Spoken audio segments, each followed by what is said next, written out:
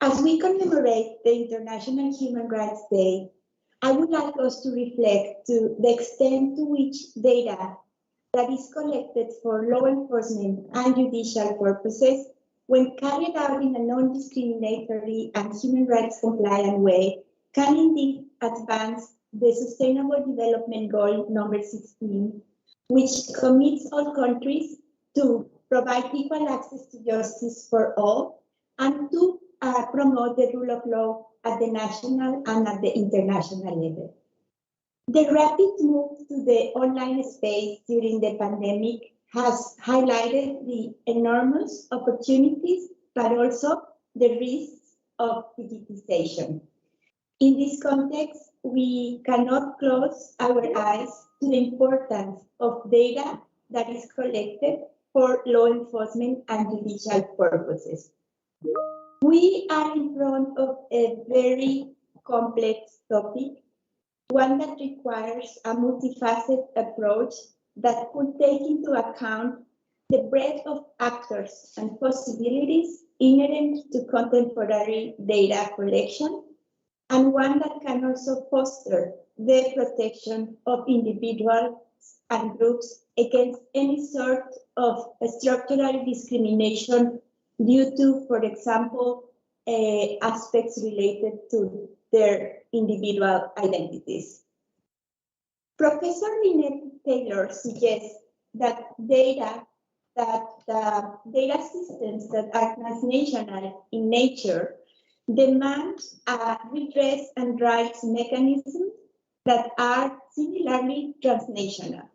She suggested the concept of data justice, which is a class of complex problems that, together with other complex problems such as climate change, terrorism, and transnational organized crime, needs to be addressed from a systemic point of view in order for us to be able to deal with all their interdependencies.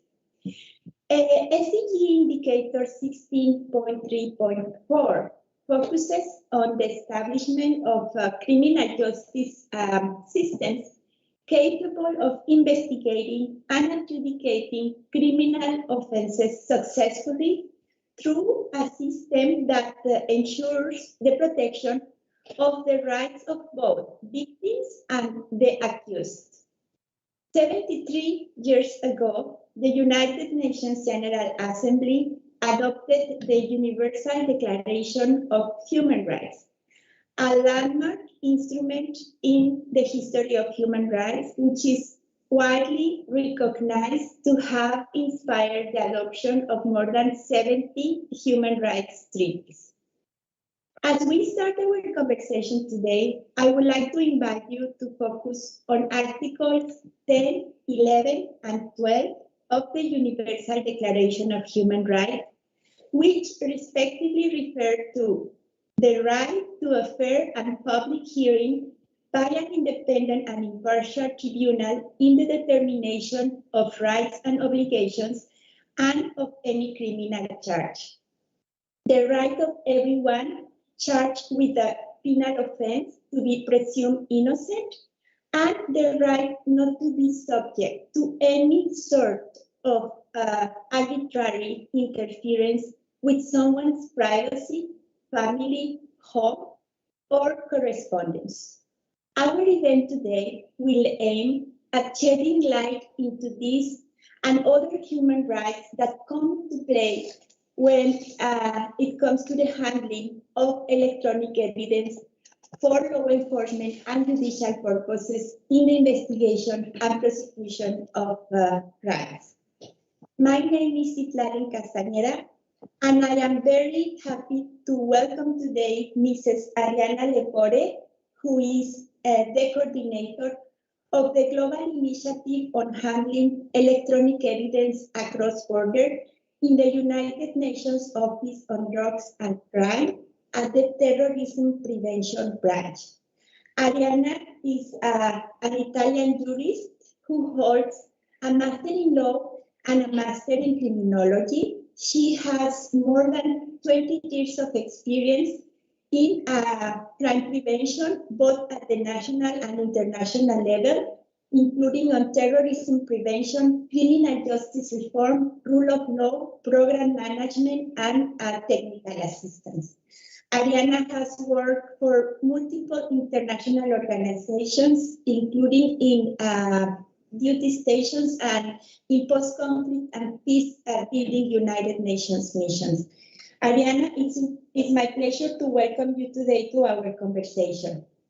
I'm also honored to welcome today Professor Dan Svantesson, who is based at the Faculty of Law of the Bond University. He is an associate researcher at the Swedish Law and Informatics Research Institute in the Stockholm University, as well as a visiting professor at the Masaryk University in the Czech Republic. Professor Svantesson specializes in international aspects of the IT society, a field between which he has published a range of books, articles, and reports. He was an ARC Future Fellow and was awarded the Vice Chancellor Award Research Excellence in 2016.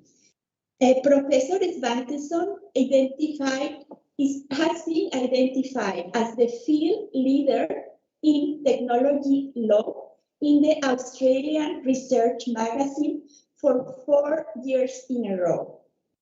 Welcome, Professor Svantesson. I'm also very glad to welcome today Siddharth Peter de Souza, who is a postdoctoral researcher at the Global Data Justice Project and Tilburg Institute for Law, Technology and Society. He is interested in the role that data plays at the intersection of law and development and in community-centered approaches to data governance. Prior to joining the Tilburg University, Siddharth was a PhD researcher at the Humboldt University in Berlin, and he has studied law at the University of Cambridge and at the University of Delhi. He previously worked as a German Chancellor Fellow at the Max Planck Foundation for International Peace and Rule of Law in Heidelberg and as a judicial clerk at the High Court of Delhi.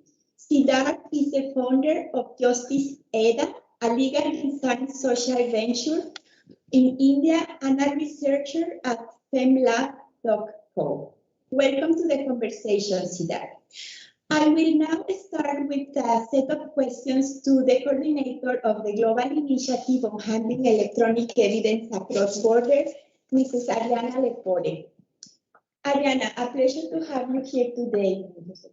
Could you tell us how do the tools and services that have been developed under the Global Initiative foster a balance between human rights and the handling of electronic evidence for law enforcement and judicial purposes? Thank you, Sitlani, for this very important question. So the two main tools developed under the Global Initiative on Handling Electronic Evidence are notably the Practical Guide on Requesting Electronic Evidence Across Borders and the Data Disclosure Framework, mainly aimed for supporting service providers in handling this kind of requests from member states. Now, in the development and in the drafting of those guides, the experts, all the team, spared no efforts in order to integrate into those tools elements based on documents and jurisprudence retrieved from the Universal Human Rights Index database, which was developed by the United Nations Office of the High Commissioner for Human Rights.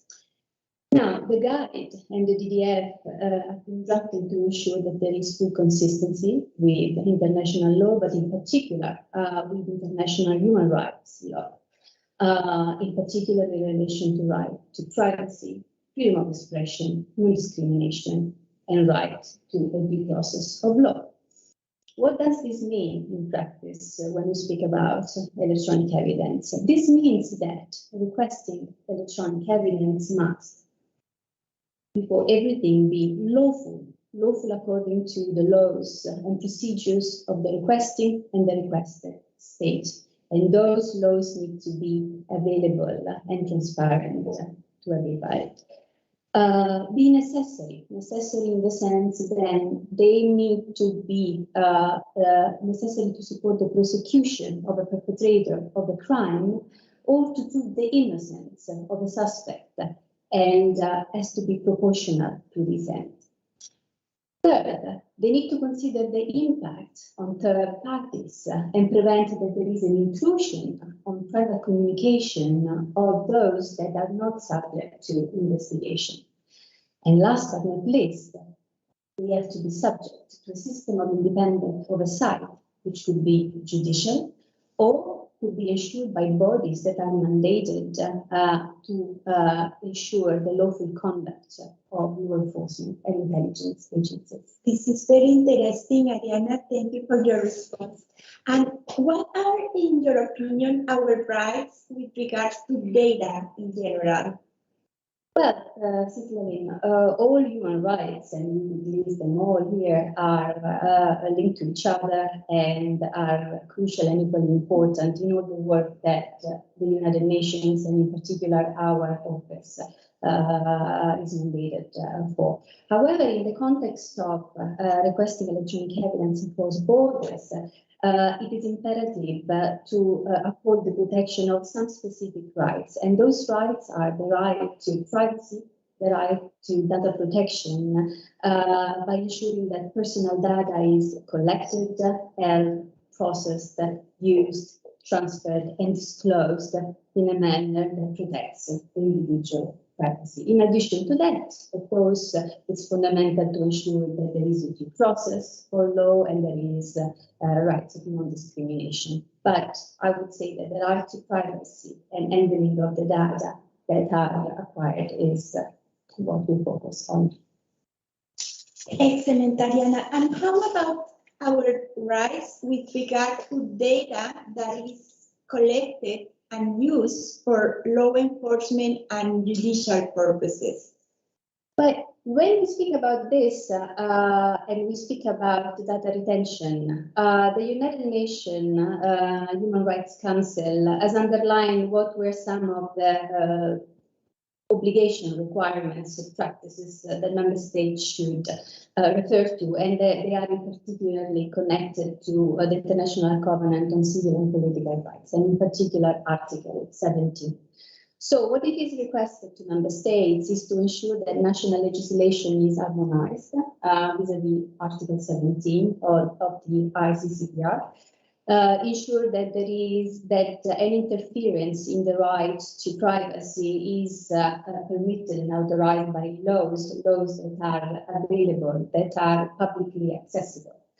It has to be ensured that there are safeguards against unnecessary and disproportionate interference into the right of privacy. And last but not least, it has to be ensured that there are safeguards to the right of defense of the individuals that are under process.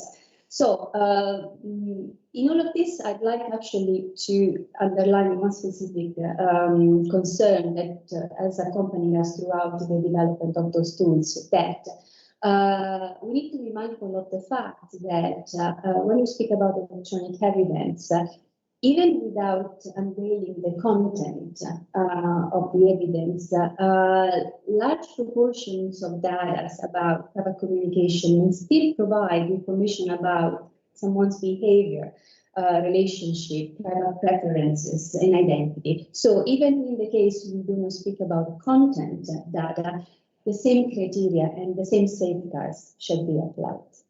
Thank you, Ariana, for this clarification about how your global initiative is actually ensuring a balance between the handling of electronic evidence and the protection of human rights. This is very, very interesting. Thank you. I would like now to move to ask a set of questions to Professor Dan Svantesson, who is based in Australia. Professor, my first question would be, How can human rights be secure across borders and legal systems amidst the emergence of normative plurality and the jurisdictional challenges inherent to cross-border online spaces? Thank you, and thank you very much for the invitation to be here. I'm hoping that you can see, hopefully, both me and, more importantly, the PowerPoint in front of you here now. So what you're asking is a very difficult question, and I want to take a step back before getting into the sort of cross-border side of things here and say that this is a hard question because what we're dealing with here are two important legitimate goals. The goals of upholding human rights, like the articles that you quoted, including privacy and so on. There's nothing optional about that. It's just something that we need to be doing. Equally well, though, addressing crime, serious crime, both online and offline. There's nothing optional about that either. So that's also a legitimate goal. So anytime we're dealing with two or more legitimate goals that partly sort of collide in some respects, we can talk about a sort of genuine regulatory challenge, and that's what we're facing here. Often when we face that type of challenges, we end up with quite entrenched positions. We have some people who see themselves as purely as privacy advocates, for example, and then on the other side we might have those who see themselves as just representing the law enforcement side. And of course that's legitimate to some extent. But I think it's important to recognize that there is a clear convergence in any state that abides by the rule of law, and in any state that takes an interest in genuinely ensuring legitimate evidence in any form and so on.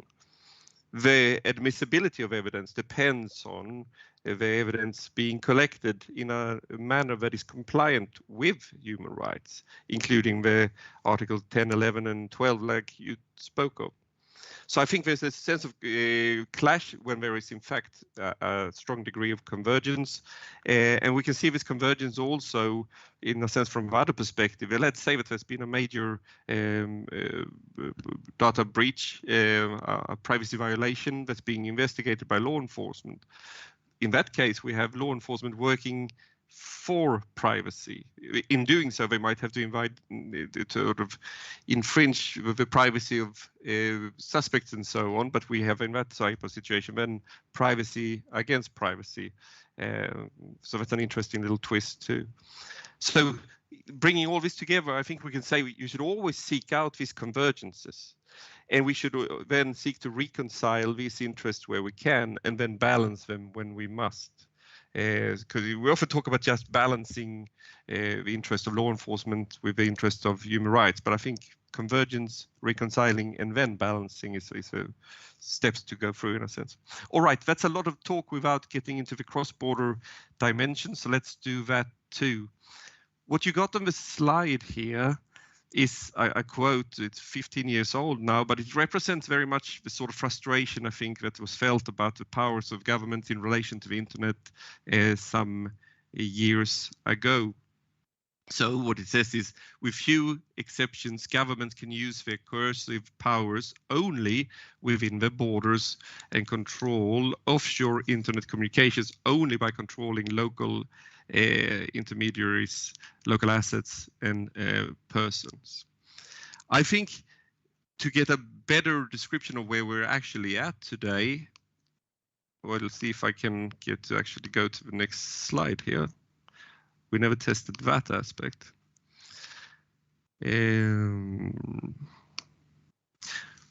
Let's work that out later. To get a better view of what we're actually dealing with here, I think we should delete the words only in this sentence and read it again, and then it looks quite different. With few exceptions, governments can use their coercive powers within their borders and control offshore internet communications by controlling local intermediaries, local assets, and local persons. That, I think, is where we're at today. There's a lot of governments that put pressure on local intermediaries, local assets, or local persons in order to control communications that might have one or other link to other countries and so forth. We've seen that when it comes to law enforcement accessing data as well.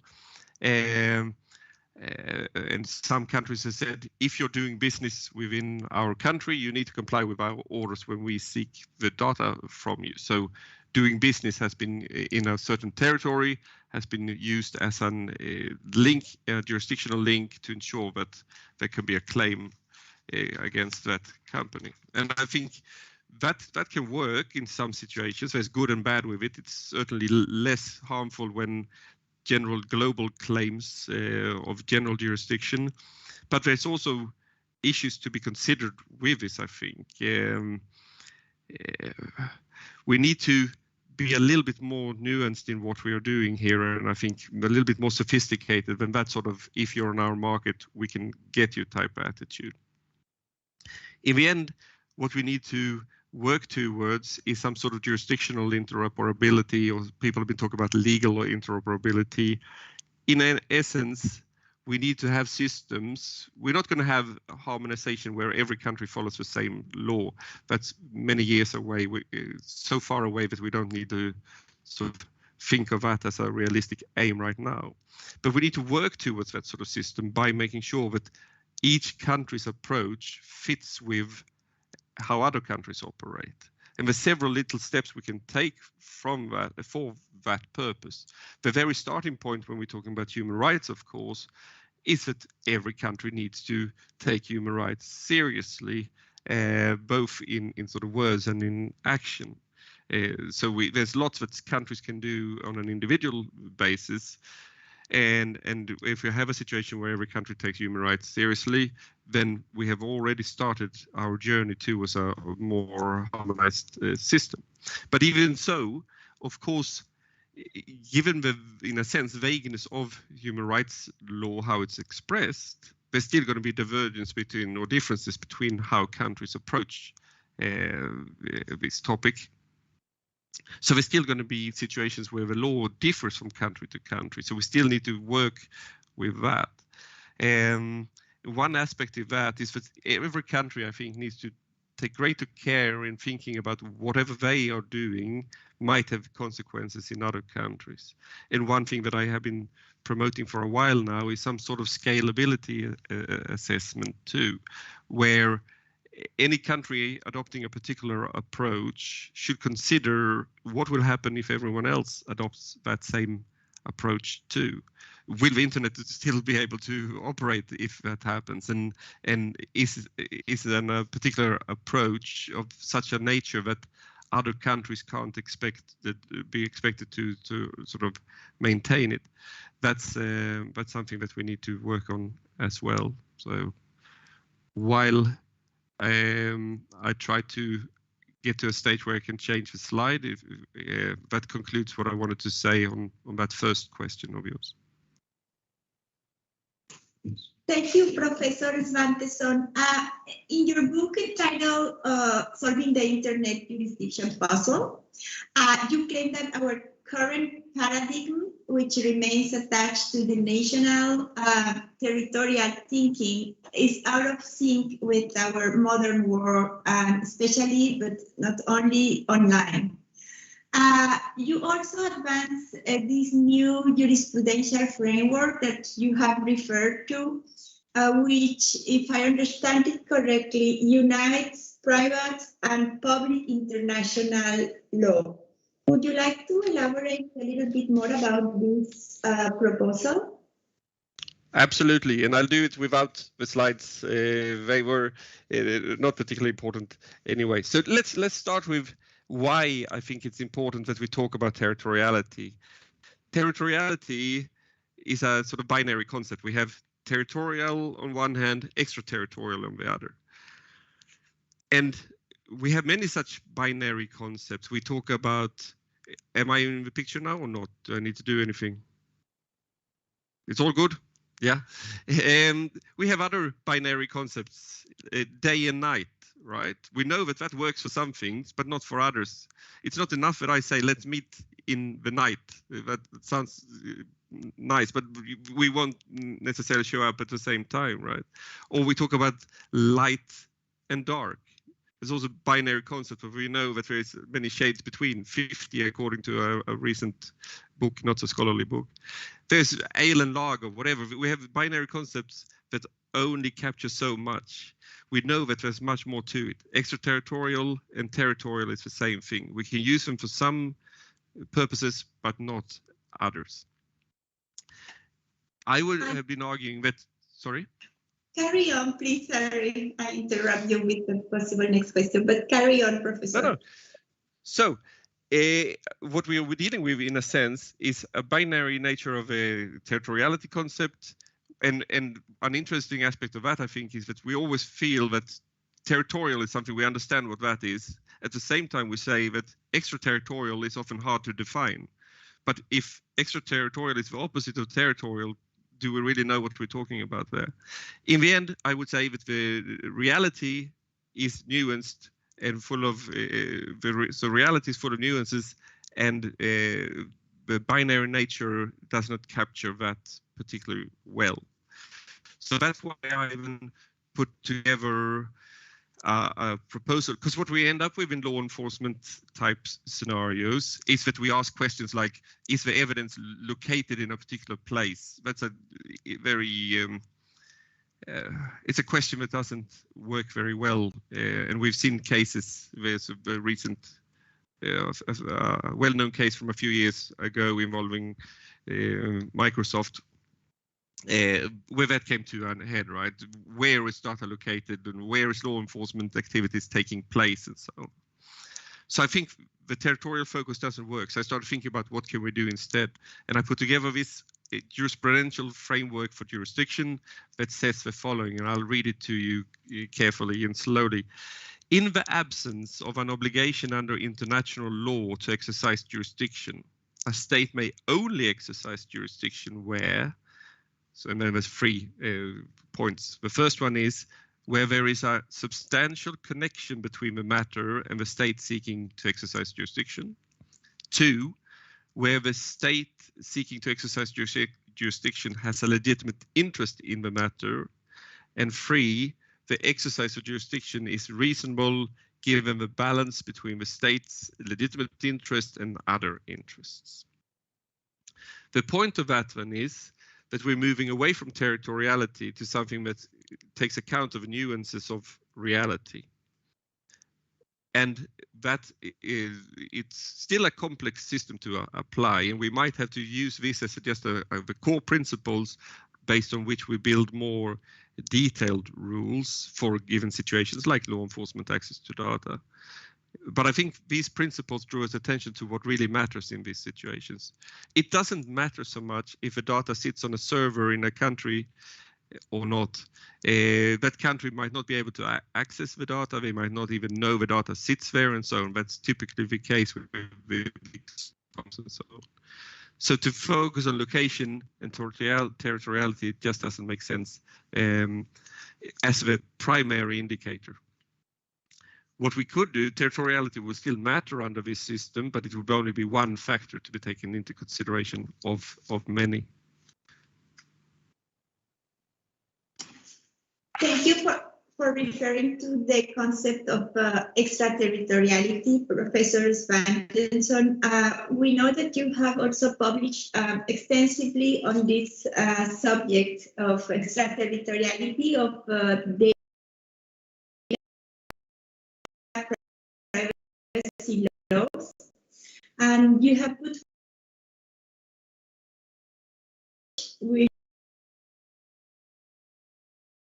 opinion this layered approach can also apply to other legal fields, such as, for example, criminal procedural law or evidentiary law, knowing that it exists variation between countries in these 2 particular fields of law, and that variation may indeed serve the purpose of being an obstacle to the collection and request and use of electronic evidence in national courts. Yes. So the layered approach I actually developed out of a little bit of a frustration how a recent, very well-known data protection instrument was approaching its jurisdictional scope of application, if you like. The problem, as I see it, is many times an instrument like a data protection law contains many different types of rules. There might be some rules that are completely focused on preventing abuse, some sort of abuse prevention provisions that sets a very widely accepted minimum standard, very much in line with what we see in most countries. There is also often some, what we can talk about as a, so that would be the abuse prevention layer. There's rules that we can talk about as a rights layer. You might have a right to access your data. You might have a right to have it deleted under certain circumstances and so on. That's a different layer in my view. And then there's a third layer, which is more of a bureaucratic or administrative layer. There might be rules around that you need to have a data protection officer or stuff like that. The idea that we have just one jurisdictional hurdle for all those to apply doesn't make sense to me. They serve very different functions. So I'm suggesting for each of these layers, we should have a different jurisdictional threshold for those rules to apply. If you imagine that I am processing data in one country, but have a minimum contact, a little bit of contact from sometimes per year with a region that has such an instrument, then maybe it's reasonable that I always respect the abuse prevention rules, possibly also the rights layer. But the idea that I should automatically also have to have a data protection officer just doesn't make sense. So I think by breaking it down like that, we can focus on what actually matters. And there's always going to be spillover. So when one country makes rules, they might have an effect in other countries. But we should always try to minimize that to what actually really matters. And the idea of then having, for example, rules around having a data protection officer does not matter in this sort of setting. Can we then apply this to the law enforcement setting? Yes, I think so. In a sense, it's already happening because we might have different jurisdictional thresholds, partly depending on what type of data is being accessed or sought by way of a request. So it is happening, and we can certainly, it's an area where it hasn't been applied fully and it hasn't been discussed, but I can certainly see a potential for the layered approach also on that arena. So I think it's a nice point that you bring forward with that question, and I think that's something that would be worth working on further as well. Absolutely, and we thank you for shedding light onto this layer approach, and we will certainly look forward to reading your further research on the subject. I would like to now invite Cedar de Souza for a number of questions that I would like to ask him. Cedar, in your academic research, you have explore occasions where users engage with law, both as individuals and as well as members of publics. You have indicated that space and time play a central role in producing realities of law because they help to uncover what is relevant, meaningful, and significant. From the perspective of a user-centered engagement with law, what would be the challenges ahead vis-a-vis the enjoyment of international human rights law in cross-border online spaces? Thank you very much, Sitlan, for the question, and thank you for this invitation. So to start off with, I'll try and connect to some of the arguments made by Dan and Ariana. And the first point really of thinking about a user-centered engagement with law is also the question of how can we understand human rights and thinking about human rights, particularly when it comes to enforcement in the vernacular.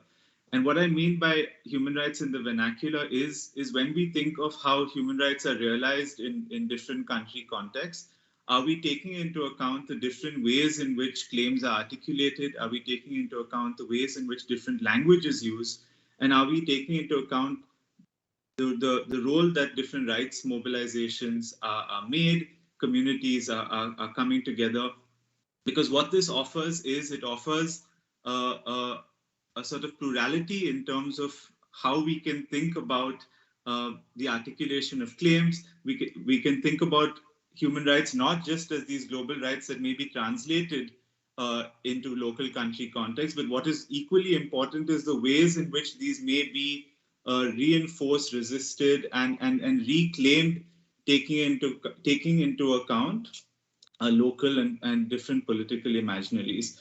So one of the reasons for thinking of what is the role of the user and how can we actually think of a people-centered approach to justice is to really understand the fact that when we are thinking of the enforcement of particular rights, and in this context, we've spoken of privacy, we've spoken of the right to a fair trial, how do these sort of manifest in very different settings, and what are the kinds of issues that assume importance when they need to be realized in these different settings. So what a user-centered engagement would include would be the ways in which to focus on the experiences, the imaginations, the vulnerabilities of that person in order to be able to navigate different systems. It also is a movement away from a supply-side approach to thinking about law, where we look at it in terms of a combination of different institutions, but rather look at it in terms of a demand approach, where we're looking at it in terms of how people are able to articulate and able to negotiate different instruments. So what is the agency that people have? What is the capability that exists in order to be able to articulate these different claims? And why this is important is because it moves the envelope to not just where the law is, but how it actually works, and how we need to actually think about law very much as not just institutions or legislations, but also as part of people's social lives. In the context of as you mentioned in the introduction, and particularly in the context of the SDG 16, where we speak of the establishment of justice systems for investigating and adjudicating criminal offenses, and how do we actually think about these questions in terms of cross-border online spaces? One of the questions that emerges of thinking of human rights in the vernacular and also from a user-centered approach is, are we considering the fact that there is an institutional plurality that exists when we have to think of the safeguarding of rights to a fair trial? Are we actually thinking of, are we transplanting a vision of what legal institutions exist in one jurisdiction versus another when it comes to questions of data protection, when it comes to questions of actually safeguarding questions of privacy? So similar to as Dan mentioned, I mean, it's a question of a puzzle, because it's a puzzle in jurisdiction, but a puzzle also in terms of epistemic challenges that people face in different jurisdictions. So, for instance, how do we actually negotiate in thinking of these spaces of how different meanings of privacy emerge in different country settings, and what are the ways in which we are accounting for the safeguards that exist for these spaces in spaces where there are internet shutdowns, where there is mass surveillance. So one of the questions of that a user-centered and a people-centered approach will do is to acknowledge that whereas global human rights exist, the ways in which these translate in different contexts and the ways in which these are replicated are very different. Because if one is to consider the lived experience of the individual, then one needs to also acknowledge that there are lots of political, epistemic, as well as technical challenges that would inhibit the access to such rights. Thank you, Siddharth. It's very interesting to listen to you about the diversity of philosophical or epistemological bases, and to shedding light onto this person-centered or user-centered approach and the way in which individuals engage with law. I would like to now ask you about the Global Data Justice Initiative, of which you are a member, advocates for a new framework for data justice. Can we talk about this concept of data justice and data injustice? Yeah, sure. So I think one of the things about thinking about data justice is to start about asking the question of who controls the narrative, who decides what data is collected, for what purpose, who interprets what it actually means for different user groups, and actually who is governing it.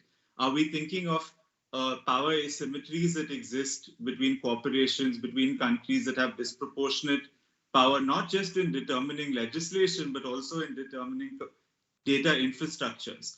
So how are we able to sort of acknowledge that there are these distinctions that are very evident, both in terms of how data flows across different contexts? We can also think of data justice in terms of whether we're looking at an instrumental level, where we're focused in terms of the fair handling of data, or in terms of a procedural level, which would be to look at the ways in which we can think about it across an information value chain.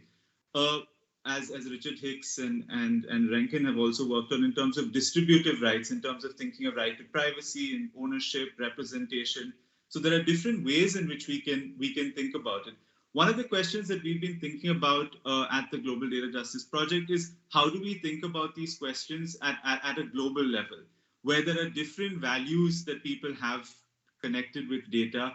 There are different risks that people have when it emerges in their own particular context. So how do we incorporate these lived experiences in thinking about data? So one of the things, and as Lynette Taylor has written, is how do we think about how visibility should work with respect to data? So are we actually thinking about whether people have an opportunity to be present in particular data, but also the opportunity not to be exploited by it? And we've seen, as you mentioned in the introduction, that with the rise of COVID, also has been the rise of different kinds of technologies that have regulated the ways in which we've had access to public services, access to different spaces. The emergence of vaccine passports, for instance, when large parts of the world do not even have access to vaccines. So how do we acknowledge this kind of disparity that exists, and are we taking into account the fact that there is this invisibilization of large populations in terms of what kind of data issues emerge? The second is, how can we actually think about our autonomy vis-a-vis data? So for instance, are we also thinking about the fact that when it is, and this has been an issue in international development, where you need to have access to particular ID, or you need to have access to particular social media to be able to access welfare benefits. So how do you deal with situations where you do not really have autonomy on data, but rather you are dependent on it in order to be able to participate freely within the system? The third is the aspect of discrimination that emerges in terms of how different individuals and governments use data, whether this is in criminal law, and this has been a case in the use of predictive analytics for recidivism, for predictive policing. So how do we actually acknowledge the fact that there are structural challenges and structural inequalities that exist within which the data is used? One of the challenges to think about this also at a global level is, are we able to acknowledge that there is a large infrastructural challenge that exists in terms of the relationships between data, between this kind of resources that exist, and between the ways in which people are able to generate or shape or promote it? Are we accounting for the fact, as I mentioned before, the kind of epistemic diversity that exists in terms of how people relate to data, how they understand it, and how they use it in their own ways? So these are some of the questions that we're also interested in tackling within the data, the Global Data Justice Project, where we start by understanding what kind of injustices emerge, what are the kinds of claims that people are making, and then what are the ways in which people are then articulating these kinds of claims in different ways. Because it may be that there may be institutions that exist, but there may also be situations, and as we just recently discussed, where in different contexts, these institutions may not actually have the wherewithal to be able to regulate. So in those situations where there are different visions of data, where there is different articulations of the risks, how do we frame a concept that can actually at one level, continue to make people visible, represent their different contexts, and continue to safeguard their agency in terms of their ability to participate. And in your opinion, how could we operationalize data justice? Can you give us an example? Yeah. So one of the things that we've been thinking about, and recently in September, Michelle Bachelet also mentioned the existence of guardrails, which are sort of red lines that exist in terms of where do we actually use particular AI data technologies in, and what are the ways in which we can establish these guardrails. So one of the things that we've been thinking about is is it possible to think about norms that exist around data, which would mean, and the purpose of thinking about norms is it possible to think of norms as a strategy that have both a kind of shared understanding, because they have a constitutive function in terms of what people can be, but also constraining function in terms of what is impermissible. But norms also offer an opportunity to rally, to make claims, to gather support.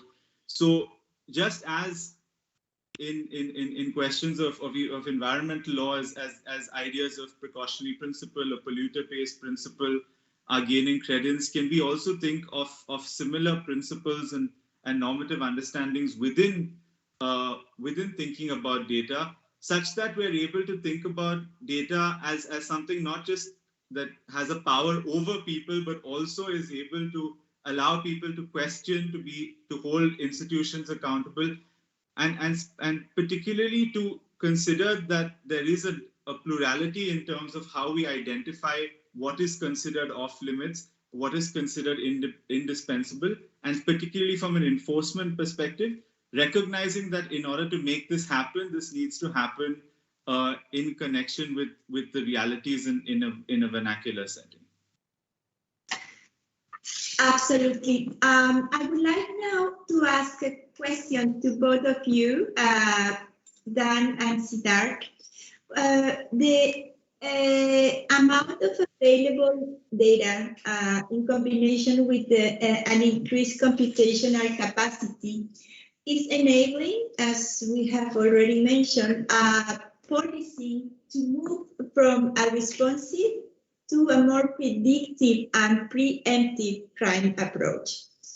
For example, a more predictive and preemptive crime approach could translate in benefits for the cause of justice. For example, in investigations, gathering electronic evidence in compliance with international human rights law could reduce the burden of victims, and victims of human trafficking or migrant smuggling, as the only source of evidence. Apart from this example, what other benefits would you see could arise as a result of human rights compliant handling of electronic evidence in the context of policy in general, but in concrete in the investigation, adjudication, and prosecution of serious transnational crimes? If I may, I think the starting point is, and it's probably obvious to the audience here, but human rights compliant handling of electronic evidence is a starting point. That's a minimum standard. That's what we need, right? It's a necessity on a practical level for admissibility of evidence and so forth. So, and I mean, if we're not achieving that, then the legitimacy of the whole law enforcement system would be undermined. So that we need. That I think we can all agree on. So when it comes to more looking at this predictive and preemptive crime approaches, anytime I read about that, I get very nervous. I get images from scary movies and so on. This is an area, more than any other, I think, where we need very clear red lines that cannot be crossed, and we need to devise them now, not wait to the technology to be there and then we back. We should draw these red lines now. And I mean, I'm not saying anything unique in making that claim. This is one of the standard advice, yet I think there's a lot of work to be done. Even if people agree on that as the approach, we are making too slow progress, even if it is reasonably steady progress on these red lines. Reaching a complete international agreement, again, it's not going to happen. So forget about complete harmonization on an international level, but the sort of like-minded nations need to move forward here. I think while other countries are going to go in different directions, any country that sort of keeps up a strong human rights focus in these developing technologies are going to be the one achieving something in the end anyway. We need to also build in resilience here. Too often, I know we're talking here at the outskirts of the IGF and so on, we focus on progress and so on, and I might sound a little bit holding back progress, but I think we are too often get a little bit overly excited about the technical possibilities, rush ahead, and forget to build in sufficient resilience in whatever direction we are taking. The society is in the end very, very vulnerable now due to the exciting technological developments that have happened without sufficient resilience being built in. This, when it comes to things like predictive and preemptive crime approaches, resilience is absolutely key. It needs to be in there. And again, we can look to what I talked about before. We would look for convergence of the interests. We can look at where we can reconcile interest, and in the end, if we have to, we will balance them. So that's an approach that works here too. But clear red lines and resilience are the two keywords for me, at least, when it comes to predictive and preemptive crime approaches.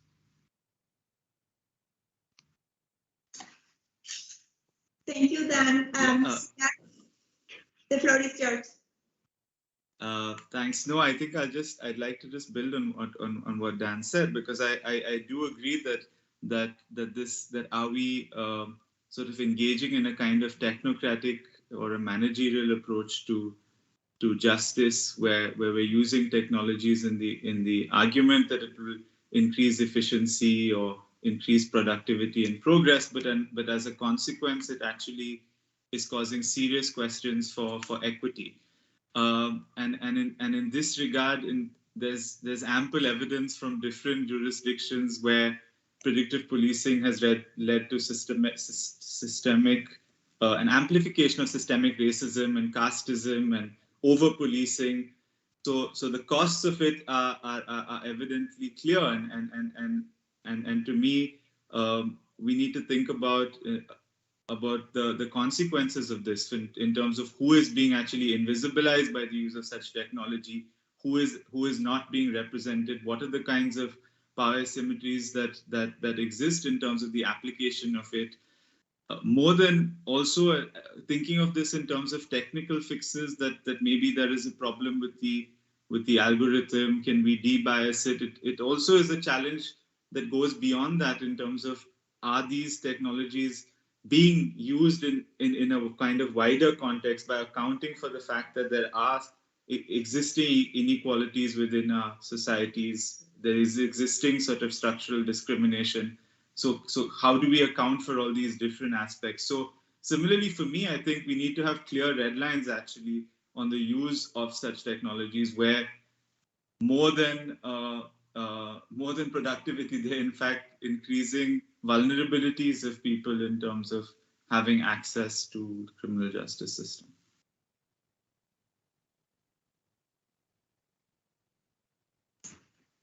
Thank you, Siddharth. Thank you, Dan, for these interesting insights. I think that with this question, we finish our conversation today. It's been our pleasure to have you with us. I would like to, before we finalize, give the floor to my colleague Hansel Park to provide the audience with an announcement of an activity that is very much linked to what we have discussed today. which is the data disclosure framework, which is one of the two publications that we have developed in UNODC Global Initiative on Handling Electronic Evidence, together with the practical guide. And as Ariana has mentioned, the incorporation of human rights-based approach into these publications took place. And Hansol is at the moment leading a very interesting training initiative that we would like to offer her the opportunity to explain and to share with the audience. Hansol, the floor is yours. Thank you very much, Sitlarin. You already had excellent introduction about the data disclosure framework. It fully resonates with everything that we discussed today, which is extremely important for the topic that we are discussing on e-evidence. And the data disclosure framework is focusing on the use of the electronic evidence, especially for the preservation and direct request and related disclosure, in line with everyone's right to privacy and the data protection standards adequately applied in their jurisdictions. And after the official launch on 28th October, we are organizing introductory webinar that is 9 minutes long. It's identical session delivered every day, so you can basically visit us whenever it's convenient for you. And how to search is that we will first of all share the information after this meeting. Those who signed up will get the information by email, and we will also circulate through other platforms. But if you want to search right now, you can search UNODC Data Disclosure Framework Webinar. And the first article that you see is on the web story of the UNODC website. And this website provides full context about the webinar itself, and also provides connection link that you can use to see us perhaps next week. So I will be waiting for you here, and welcome. We welcome everyone. It's a totally public event, and we would be extremely pleased to have further discussion on everyone's right to privacy and data preservation disclosure. Thank you very much. Thank you, Hansol. Well, with this, we finalize our conversation today. We would like to wish you all a peaceful day, evening, night, and a moment to reflect about the International Human Rights Day and the importance of human rights in our respective areas of work.